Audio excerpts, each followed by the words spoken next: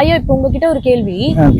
சினிமால முன்னணி நடிகரா இருந்தவரு இன்னைக்கு காலையில முதலமைச்சரா இருக்காரு நம்ம தமிழ்நாட்டுக்கு.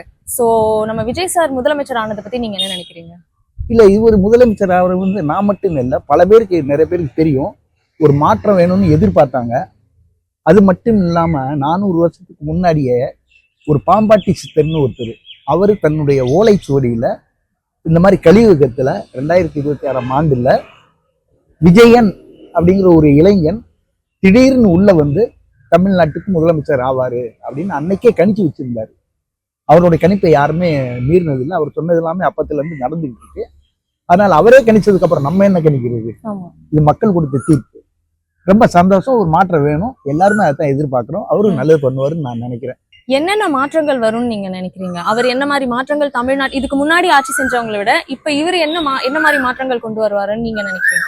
இல்ல, அது மதுவிலக்குகள், போதை ஒழிப்பு சட்டம், பெண்களுக்கு பாதுகாப்பு உரிமை, இதெல்லாம் அவர் பண்றேன்னு சொல்லியிருக்காரு.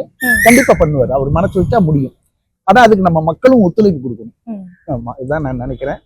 ஏன்னா அவரும் சில அட்வைஸ் பண்ணுவோம், யாரும் குடிக்காதீங்க, குடிச்சிட்டு எங்கேயும் தகராறு பண்ணாதீங்க, இது பண்ணீங்க. அவரும் சில அட்வைஸ் எல்லாம் சொல்லணும். சொன்னா மக்கள் கேட்பாங்க. மக்களும் தகுந்த ஒத்துழைப்பு கொடுக்கணும், காவல்துறையும் அதுக்கு தகுந்த மாதிரி ஒத்துழைப்பு கொடுக்கும். இதெல்லாம் நடந்துச்சுன்னா நல்லாட்சி நடக்கும். அது நம்மளால முடியாத எதுவுமே கிடையாது. அது முடியும். அதுக்கு நம்ம கொஞ்சம் கஷ்டப்படணும். நம்ம மக்களை வந்து உடனே திருத்தணும்னா அது முடியாது. அது கொஞ்சம் கொஞ்சமா தான் இது பண்ணணும். அதுக்கு உண்டான நடவடிக்கை என்னவோ அது அவருக்கு தெரியும். நம்ம எவ்வளவு பேசும்போது சிஎம் பதவியில் உட்காந்துருக்க அவருக்கு எல்லாமே சொல்லிக் கொடுக்க எத்தனை ஐபிஎஸ் இருப்பாங்க, ஐஏஎஸ் ஆபீசர் இருப்பாங்க. அதனால அவங்க எல்லாம் ஆலோசனை கூறுவாங்க. நல்லதே நடக்கும். நல்லது பண்ணுவாருன்னு நான் நினைக்கிறேன். இப்போ மக்களுக்கு அவங்களோட ரசிகர்களுக்கு விஜயை பத்தி தெரியாத ஒரு விஷயம், நீங்க உங்களுக்கு தெரிஞ்ச ஒரு பர்சனலான ஒரு விஷயம் ஏதாவது ஒன்று சொல்லுங்க. விஜய் சாரை பத்தி ஏதாவது ஒரு. இல்ல, அவரு இப்ப ஆரம்பத்துல இருந்து அவர் என்னன்னா, நான் ஷூட்டிங் ஸ்பாட்ல இருந்து பார்த்திருக்கேன். நம்ம எல்லாம் 100 வார்த்தை பேசணும்னா அவர் 1 வார்த்தை 2 வார்த்தை தான் பேசுவாரு. சைலண்ட் கில்லர்ன்னு சொல்லுவாங்கல்ல, அது மாதிரி. அதிகம் பேச மாட்டாரு. பேச விட்டு கேட்பாரு. அதிகமா பேச மாட்டாரு. அது மாதிரி நம்ம 10 வார்த்தை பேசணும், 1 வார்த்தை தான் பேசுவாரு. அந்த 1 வார்த்தையும் கரெக்டான பதிலா இருக்கும். அந்த மாதிரி ஆளு. நல்ல மனுஷன், சைலண்டான மனுஷன், அமைதியான மனுஷன்.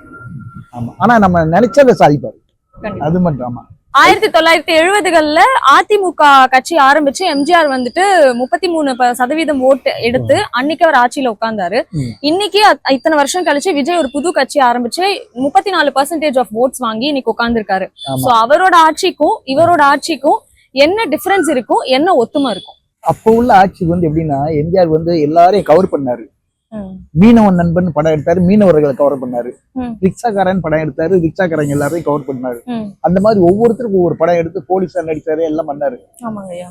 அந்த மாதிரி எல்லாம் கவர் பண்ணி அத்தனை பேருக்கு நல்லது செஞ்சு ரிக்ஷா வாங்கி கொடுத்து மீனவர்கள் கூட ஒன்னா போய் பழகி அந்த மாதிரி கவர் பண்ணி போனாரு. ஆனா விஜய் அந்த மாதிரி போக முடியாது. இப்போ அவர் ஒரு கூட்டத்துல இறங்காதான் அவர் கைய காலெல்லாம் பிச்சு தின்றுவாங்க. புரியுதா? ரெண்டாந்திரம். அப்ப மீடியாக்கள் கிடையாது, எதுவுமே கிடையாது. இப்ப நம்ம என்ன பண்ணாலும் உங்களுக்கு பேஸ்புக்ல எல்லாம் எடுத்து போட்டுறாங்க. ரெண்டாந்திரம். அப்போ உள்ள ஜனத்தொகை கம்மி, இப்போ உள்ள ஜனத்தொகை 8 கோடி பேர். அப்போ வந்து மிஞ்சி போனா 4 கோடி பேர் தான். அதனால வந்து இப்ப இந்த விஷயத்துல இவ்வளவு எதிர்ப்புக்கு நடுவுல அப்ப வந்து 2 கட்சி தான். ஒண்ணு காங்கிரஸ், இப்ப டிஎம்கே, ஏடிஎம்கே 3 கட்சி தான். மற்ற கட்சிகள் எது கட்சி கிடையாது. இப்போ வந்து உங்களுக்கு 26-30 கட்சி இருக்கு. இத்தனை கட்சிகளை மீறி விஜய் இந்த அளவுக்கு வந்திருக்காருன்னா அது ரெக்கார்டு பிரிக்கலாம்.